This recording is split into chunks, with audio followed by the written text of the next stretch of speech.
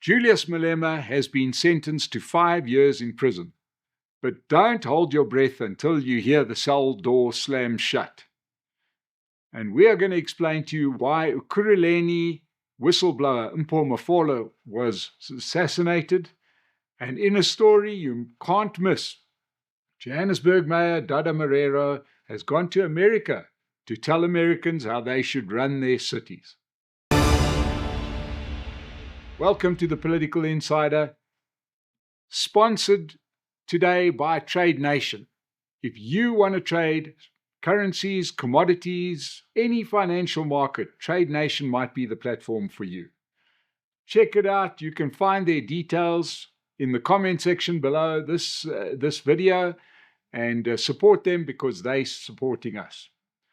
So let's kick off with the breaking news. Julius Malema has been sentenced to an effective 5 years in prison. In actual fact, he was sentenced to 7 years, but 2 of those years were for a separate contravention and run concurrently. So if he was a normal human being, he would go to prison for 5 years. But he's not, and we will soon deal with the fact that and explain why you shouldn't hold your breath to see Julius Malema go to jail. Let's hear what he had to say in sentencing, which started yesterday. Because here we've got a guy who lives in a mansion in Johannesburg's richest suburb, Sandhurst, and he's got the money to challenge this sentencing, and he's going to take it all the way to the Constitutional Court. This is going to be the Stalingrad strategy that has been perfected by Jacob Zuma, has been watched up close by Julius Malema. He's got the money, he's got the friends. It helps when your main benefactors are selling cheap cigarettes and everybody's smoking them. He has got enough money to fight this, and it will take forever. I doubt if he'll ever see the inside of a cell. But hey, that's just the way we roll in South Africa. Let's just see how this all hung together, because he was facing a 15-year sentence for expelling a couple of firearms in a public place. And, you know, this was, we are awaiting sentence in the East London Magistrates Court. He said to the crowd before the sentencing, outside of the court, that when we grew up, persecution was always part of our lives. And according to him, capital wants to silence the dejected masses.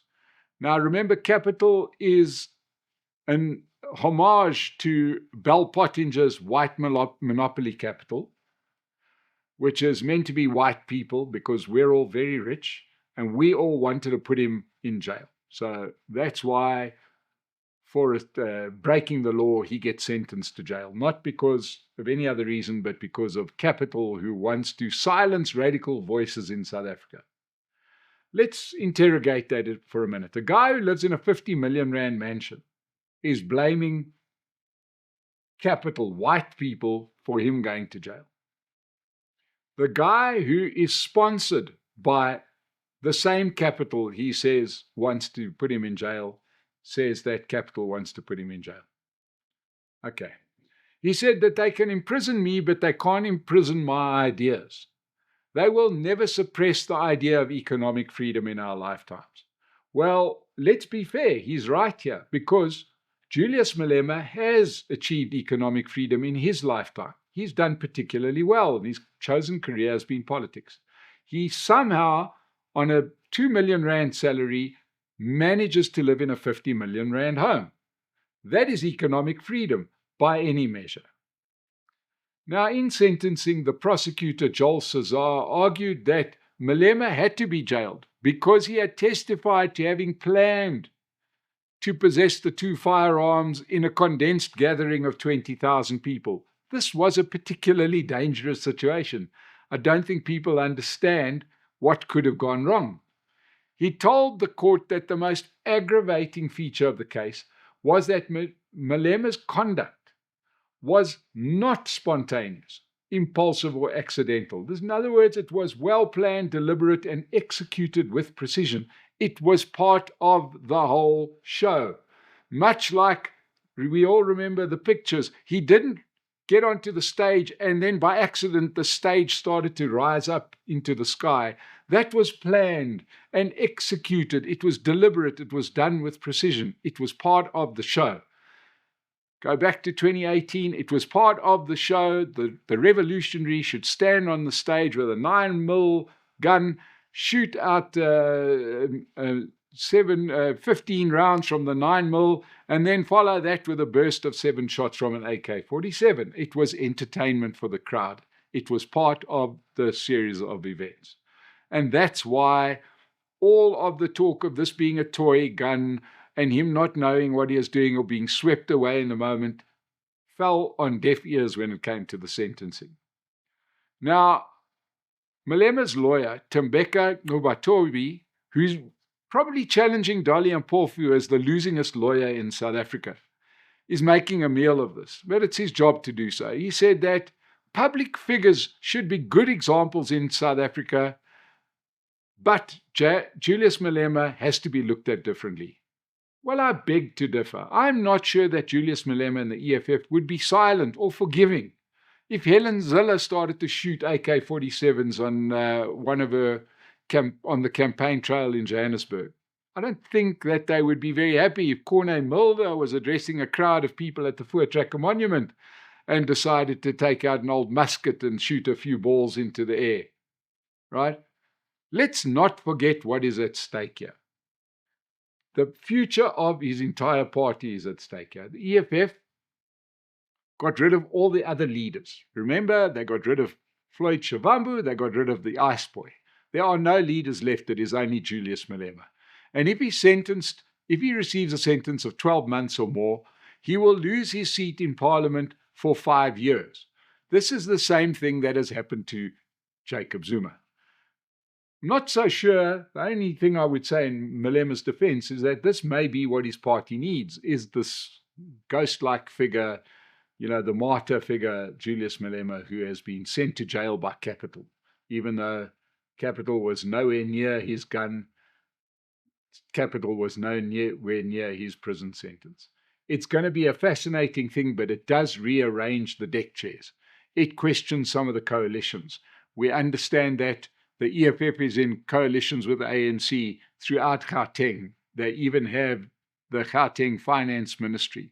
They are in coalition in Johannesburg, in Tshwane, in Ekurhuleni.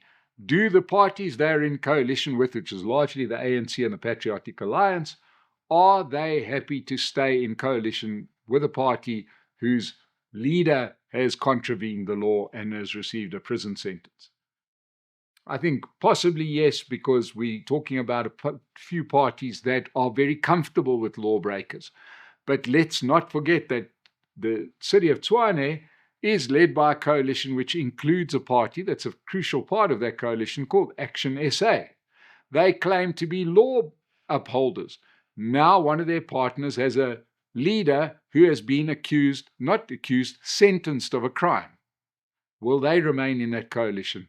It's going to be fascinating. So hold on to your hats. This is going to get a lot more interesting, but it's also going to be the Stalingrad strategy of endless court cases over years. Before we move on to our next story, let me please remind you that we are going to have a State of the Nation breakfast where this will definitely be discussed. And who's going to discuss it? Without question, my good friend Bonsai Shongwe, the well-known podcaster. He'll be one of the speakers, as well as Dr. Frans Cronje, who understands the way the world works, and he will be able to shed light on these moving pieces here in the South African political landscape. So if you want to join us on the 6th of May here in Sandton at our State of the Nation breakfast, go to our website, sona.co.za, and book your spot. Let's move on. There was the very, very sad story of the auditor in Ekurhuleni who was blowing the whistle on a very, very dodgy chemical toilet contract. And it seems like one of the parties involved is a party called Tawedi Trading Enterprises, who received more than 100 million rand for a chemical toilet contract. Right? This was the last case that was being investigated by Mafole, and 3 days after he submitted his report, he was assassinated. Yeah, okay, a lot of coincidence there, but 3 days after he submitted his report into this particular contract, he was gunned down. Now, Tawedi Trading Enterprises was one of 15 companies that won a piece of the 1.8 billion rand contract to supply and operate mobile chemical toilets to service the informal settlements of Ekurhuleni in 2022.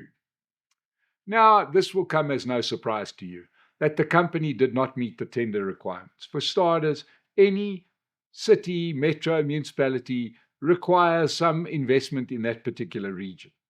Otherwise, you're just going to have one company that's got one head office servicing the rest of the country. But according to CIPRO, Tawedi has a registered office in Tsenin, which is 400 kilometers from Ekurhuleni, and there is no sign of a branch in Ekurhuleni. And they refuse to answer the question as to where their Ekurhuleni base is. Now, this is an immediate X when it comes to the tender requirements, yet they managed to win the tender. Their sole director, the sole director of Tawedi, is a person by the name of Nakampe Aubrey Maliwa. And he is saying nothing. He won't answer his phone. He won't explain as to where they are housed in Ekurhuleni, and can the questioning of this contract be linked to the assassination of Mpho Mafole? Right, because just 3 days before he was gunned down, he had filed a probity audit report raising several glaring irregularities with this contract. But this case should lay bare the real story here, why our metros and municipalities have got no interest in applying the law in their particular regions.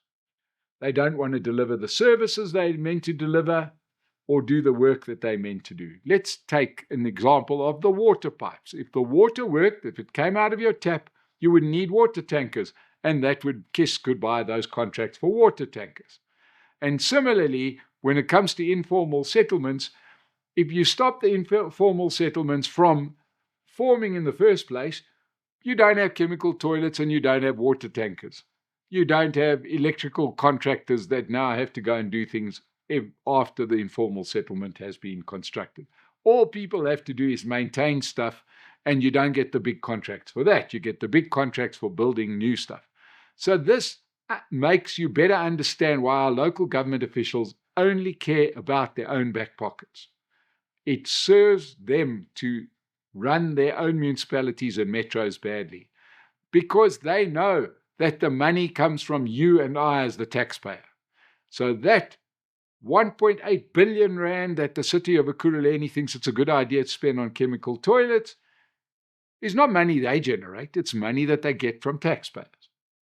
And, the fact is, the higher-ups in the ANC who run that particular metro are very comfortable with this kind of maladministration. So therefore, they don't stop or put in better mayors or put in better civil servants. No, they want deployed cadres. They want the contracts to go to their mates so that you can end up with matching blue Ferraris in your garage or whatever it is that these people have. But the good news is that we get to vote later in the local government elections. And please, please, I implore you, remember stories like this when you're in that ballot box. And if you feel that you have to decide between ideology and service delivery, if you're going to choose ideologies, just remember who's paying the bill. Okay, well, enough on that. But here's a story you have to hear. This one is a doozy. We all know that Johannesburg, according to their own marketing, is a world-class African city. It looks like a world-class bomb site. I think that you would struggle to see the difference between the city of Johannesburg and downtown Tehran after missiles have blown half the city apart. Johannesburg looks the same.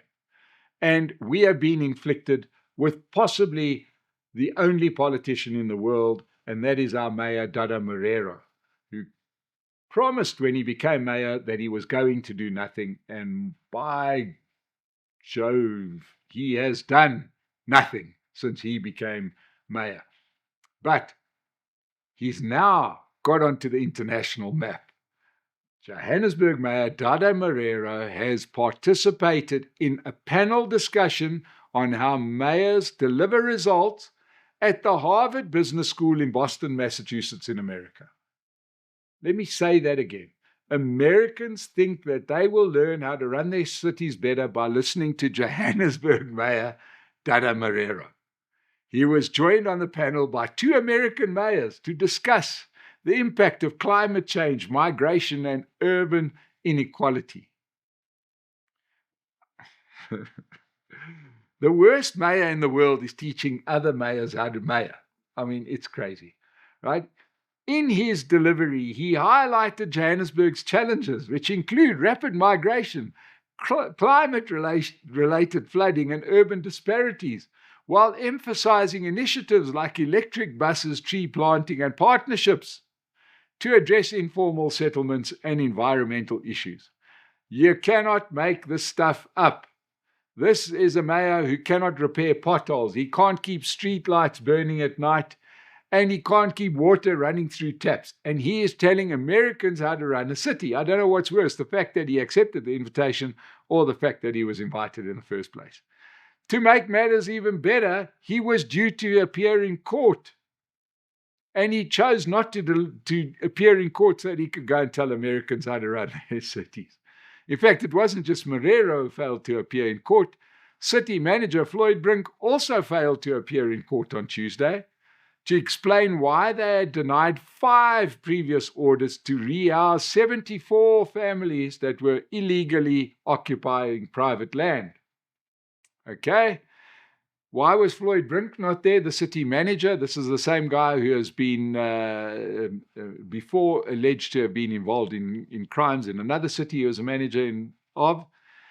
Apparently he was inflicted with the same illness that seems to beset some of the Madlanga Commission witnesses when they feel like, you don't want to be standing in front of a judge.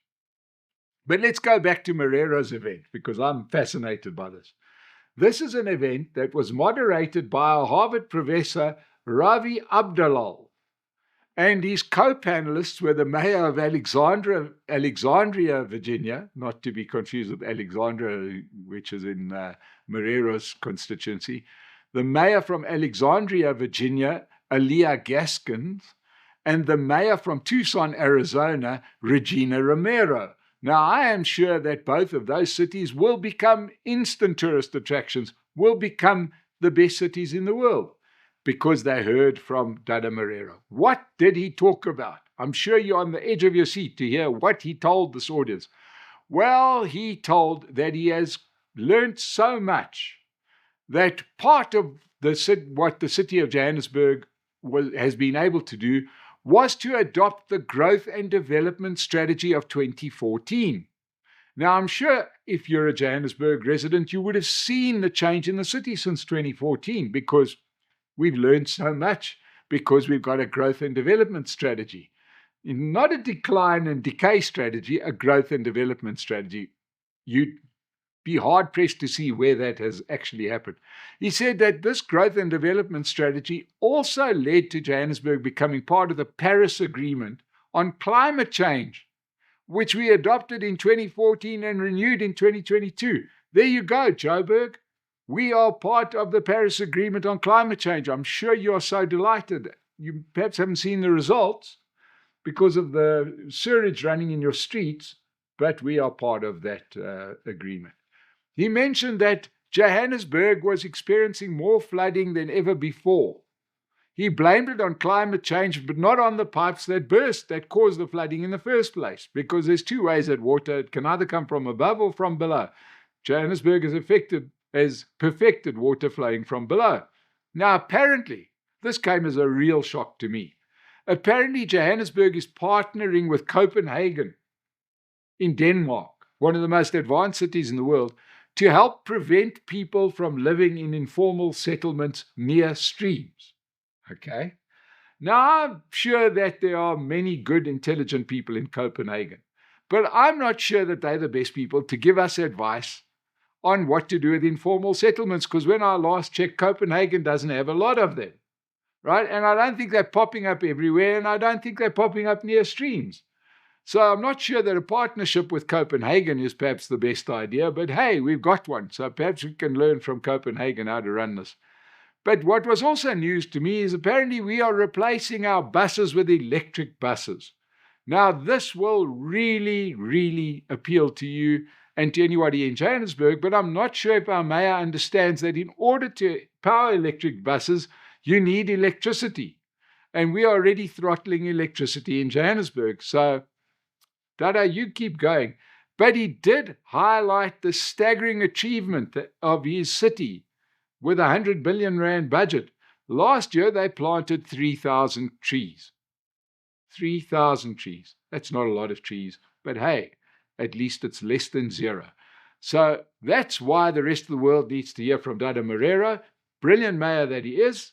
That's why you need to hear from me so that we can keep bringing news like this. So subscribe to the channel and let's support Trade Nation so that we can keep going with this particular mission to uncover the truth. Thank you so much for joining us on The Political Insider. We'll see you again soon.